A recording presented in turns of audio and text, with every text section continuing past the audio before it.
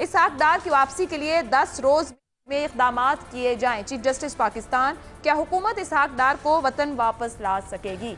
आप समझते हैं ला सकेंगी तो हाँ के ऑप्शन के साथ जाएंगे, और आप समझते हैं नहीं ला सकेगी तो आप नहीं के ऑप्शन के साथ जाएंगे। साफी साहब, क्या हुकूमत कामयाब हो जाएगी? क्योंकि खुद बहुत अकाउंटेबिलिटी की बात की जा रही है, ये भी कहा जा रहा है कि दायरा कार में काम किया जाएगा, जो अहकाम आएंगे सुप्रीम कोर्ट की जानिब से उनको भी सुना और देखा जाएगा। कामयाबी मिलेगी इस हुकूमत को? जी, अगर हुकूमत चाहे तो ला सकती है, क्योंकि वो इसहाक डार है, सिविलियन लीडर है, कोई परवेज़ मुशर्रफ तो नहीं है कि उनको नहीं ला सके। ना वो रिटायर्ड जनरल है, ना कुछ और है। तो अगर हुकूमत संजीदा हो तो बिल्कुल ला सकती है। आप समझते हैं हुकूमत की संजीदगी रहेगी इस मामले पर? क्योंकि पैसा सब वापस लाना है उन्हें। जी, रहनी भी चाहिए, क्योंकि एक तो ये कि ये जो मियां नवाज शरीफ को भी जिन लोगों ने इस मरतबा तबाही के रास्ते पर गामजन किया, उसमें इसहाक डार का नुमाया किरदार था, जिन लोगों ने उनको तबाही से दो चार किया। और इसहाक डार साहब, एक तो ख़ुद इनके मायारात भी, पिछली मरतबा भी ये वादम आप गवाब बने, लेकिन जब फिर नवाज शरीफ को इक़्तिदार मिला तो इनको फिर उन्होंने अपना राइट हैंड बना दिया, और नवाज शरीफ के बाद दूसरे बाइख्तियार वज़ीर थे। अब फिर जब उन पर मुश्किल वक्त आया तो ये फिर भाग गए।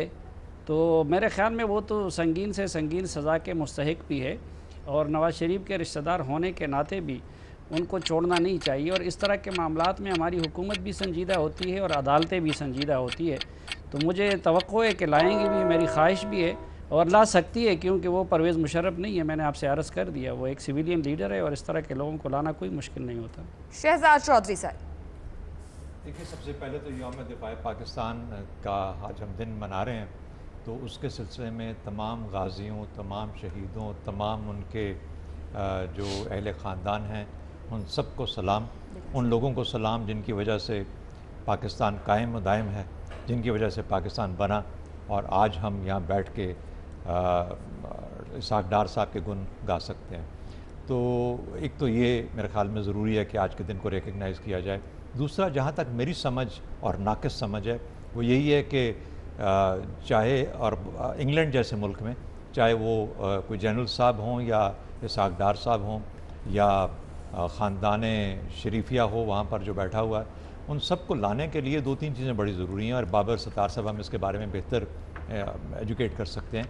एक तो कोई एक्स्ट्राडिशन ट्रीटी होनी चाहिए दोनों मुल्कों के दरमियान में, मेरे ख्याल में वो एग्जिस्ट नहीं करती, तो इसलिए पाकिस्तान मजबूर नहीं कर सकता उनको लाने के लिए। दूसरा, अगर उनका वहाँ पे जो वीज़ा है उसको रिवोक कर दिया जाए, क्या उसका तरीका उनका पासपोर्ट कैंसलेशन के साथ भी मुंसलिक है? मुझे इसका भी इल्म ख़ास नहीं है कि अगर पासपोर्ट यहाँ पे उसको कर दिया जाता है तो क्या वीज़ा भी ख़त्म? मेरा ख्याल है ऐसी बात नहीं है। और तीसरी ऑप्शन असाइलम की आज भी उनके पास मौजूद है। तो मेरा ख्याल है कि जहाँ पर ये तीन चीज़ें अवेलेबल हैं, और अल्ताफ़ हुसैन साहब जैसे लोग वहाँ बैठे हैं लंदन में, और कोई उनको हाथ नहीं लगा सकता, बाल बीका नहीं कर सकता, तो मेरा नहीं ख्याल कि इतना आसान होगा।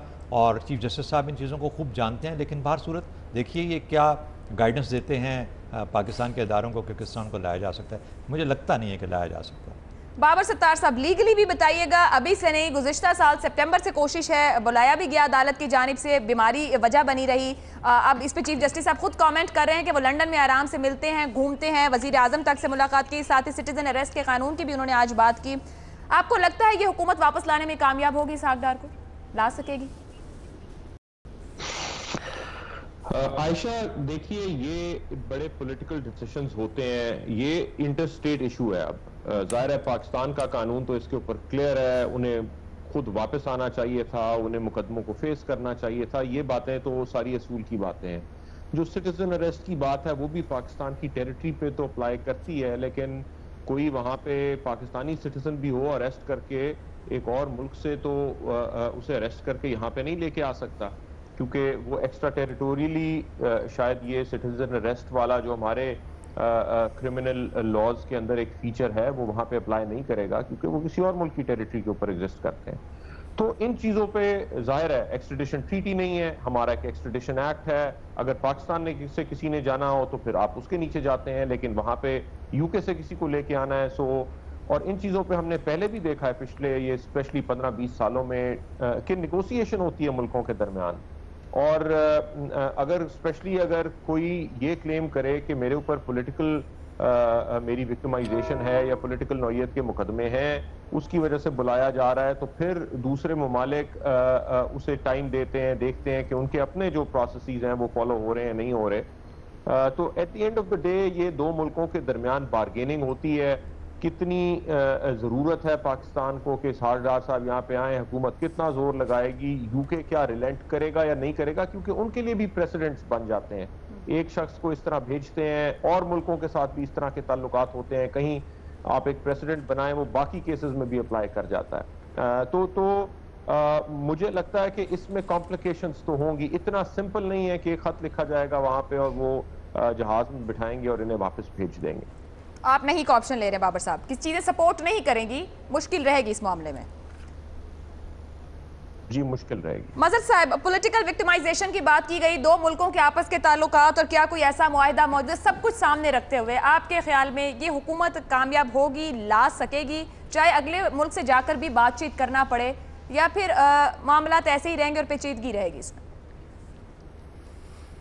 जी, सबसे पहले तो मैं शहजाद साहब की बात को शेयर करते हुए, देखिए यौम दिफा पाकिस्तान, ज़ाहिर है हम बहुत छोटे थे 65 में, लेकिन आज भी जब हम रिकॉल करते हैं तो मेरे जहन में ये ज़रूर सवाल उठता है कि उस वक्त हम इतने मुत्तहिद क्यों थे और आज हम इतने मुत्तहिद क्यों नहीं रहे, और उसके बाद के हालात में वो कौम कहाँ गुम हो गई जो 65 में कौम बनी थी। तो ये ज़रूर है, और ज़ाहिर है वो उन कादियों और शहीदों को सलाम जिनकी वजह से आज हम यहाँ हैं और पाकिस्तान जो है अपनी जगह कायम और दायम है।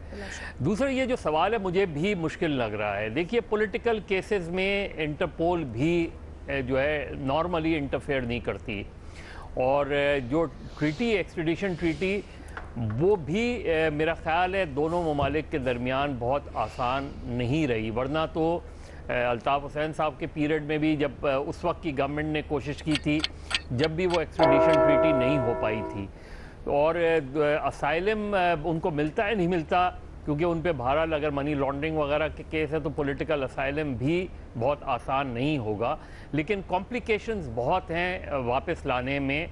क्या आप रेड वारंट इशू कर दें या आप इंटरपोल को रिक्वेस्ट करें, क्योंकि हुसैन हक्कानी साहब के केस में भी यही डिफ़िकल्टीज़ पेश आ रही हैं, तो इसलिए मुझे कॉम्प्लिकेशन ज़्यादा लग रही हैं इसमें। नहीं का ऑप्शन है। इम्तियाज़ आलम साहब, इससे पहले माजी में हो चुका कि इसहाक डार साहब वादा माफ गवाह बन गए थे, खुद नवाज शरीफ और मरियम नवाज आए, मुकदमात फेस किए और जेल में है। इसहाक डार साहब खुद क्यों नहीं आ जाते? क्या शरीफ खानदान भी उनसे खौफजदा है कि वो वतन वापस आकर इस बार कुछ और ना कह दें, या फिर ये लाने में हुकूमत कामयाब होगी या नहीं? पहले आज की शाम उस सिपाही के नाम जो निर्गय दुश्मन में काम आया, और उन तमाम माओं और बच्चों और बुज़ुर्गों जिनके लाल शहीद हुए वतन की राह में। इसहाक डार साहब गैर सियासी बिहेव कर रहे हैं। किसी भी सियासतदान को अपने खिलाफ मुकदमात का या इल्ज़ामात का सामना करना चाहिए। उनके मुमकिन है वो किसी मामले में मुलव्वस ना हो, मुमकिन है उनकी सारी जायदाद की वो वजाहत कर सकते होंगे, लेकिन उनका ना आना इस बात को तक़वियत दे रहा है कि वो कानून का सामना करने को तैयार नहीं है, या ये कि उनके पास अपनी सफाई के लिए कोई ठोस दलाइल या शहादत नहीं है। इस शक को तक़वियत मिल रही है, जिससे मियां नवाज शरीफ और PMLN की पोजीशन पे बुरा असर पड़ रहा है। हमने देखा किस तरह बेनज़ीर भुट्टो से लेकर जुल्फ़िकार अली भुट्टो से शुरू होकर और फिर ये मियां नवाज शरीफ अपने मुकदमात का सामना किया और वो आए और आगे गिरफ्तारी दी, तो इसहाक डार क्यों नहीं कर पाए? गालिबन वो ये ख़तरा है जो पिछली बार हुआ था कि वो प्रेशर सस्टेन नहीं कर सकते, लेकिन अगर प्रेशर नहीं भी सस्टेन कर सकते तब भी ये उनका ये रवैया भगौड़ेपन का ये ठीक नहीं है सियासी एतबार से। रही बात वो आ सकेंगे नहीं आ सकेंगे, मेरा ख्याल है जिस तरह का ट्रायल चला था कोई हमारी कोई अच्छा इमेज नहीं बना बाहर, तो शायद बरतानिया तैयार नहीं होगा एक्सट्राडाइट करने में, शायद सियासी पनाह भी दे दें। तो मुझे मुश्किल नज़र आता है उनका वापस आना या वो वापस लाए जा सकेंगे। नियाजी साहब, अगर वो वजाहत दे सकते या अपने आप को बेगुनाह साबित कर सकते, उनको ऐसा लगता, तो क्या वो वतन वापस खुद ब खुद ना आ जाते? हुकूमत कामयाब हो सकेगी? मेरा ख्याल है कि आपका जो पहले क्वेश्चन का जो पहला हिस्सा है वो तो यह है कि जी इन ट्रायल्स के बारे में जाहिर है कि मुल्क के अंदर एक बहुत बड़ी कंट्रोवर्सी रही है और एक तबका जो था उसका बिल्कुल अदम इत्मीनान था इन ट्रायल्स के ऊपर और इस मुल्क के अंदर बहस, बल्कि मैं समझता हूँ आज इन मुल्क के अंदर जो बहुत बड़ी डिवाइड है, जो 6 सितंबर में हमने बड़ी कोशिश की और अच्छी कोशिश की कि कौम को जोड़ने की कोशिश की, उसके पीछे एक नफसियाती ये मामला भी था कि कौम जो थी वो तकसीम नज़र आती थी और कोई ऐसा तरीक़ेकार ईजाद किया जाए कौम को इकट्ठा किया जा सके।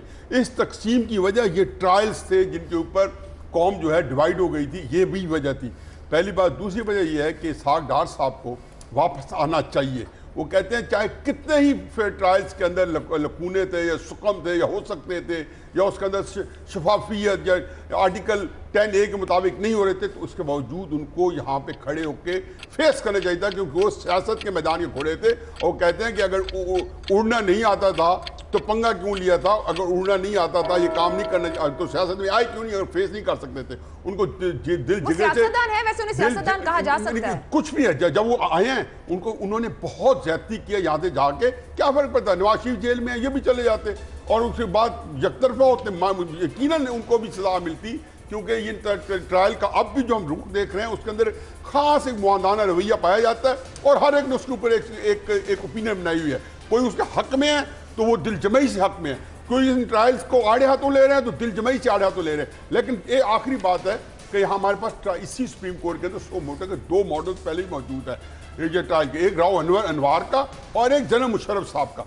जनरल मुशर्रफ साहब के ऊपर भी आप इसी तरह अगर सुप्रीम कोर्ट ऑर्डर करती तो एक मॉडल मौजूद होता कि उन्होंने कहा 10 दिन में आते ना दे जब आती, यही सख्ती और शिद्दत नजर आती। और दूसरा राव अनवार का था जिसमें उनको पूरी सहूलत दी गई कि आप आएँ, आपको कुछ नहीं कहा जाएगा, हम आपको प्रोटेक्शन देते हैं, और उसके अंदर फिर शायद हो सकता है कि सागदार उसे अवेल करते। और आज तक हमने देखा है कि राव अनवार जो है उस मोहब्बत और प्यार के अंदर ना वो जेल गए और बड़ी इज्जत के साथ बैर फिर रहे हैं। तो ये जो जब मॉडल मौजूद होंगे तो सागदार जो है वो जाहिर है उसके लिए भी होगा कि उनके साथ यहाँ भी तफरीक हो रही है। फिर सियासी पनाह उनके लिए बहुत आसान नहीं है, क्योंकि ये केसेस जो है इनको पूरी दुनिया में ये इसमें सियासी रंग नजर आया और बरतानिया में बासानी सियासी पनाह मिल जाएगी। और नाम भी हो तो चूंकि बरतानिया से क्या इस तरह बंदे लाना शायद आसान ना हो। नहीं का ऑप्शन आप भी ले रहे हैं। पैनल में से 5 नहीं के ऑप्शन लिए गए हैं, 1 हाँ का ऑप्शन लिया गया है कि बहुत आसान नहीं रहेगा, सियासी पनाह भी वहां ले सकते हैं और इसमें पेचीदगियां भी रहेंगी।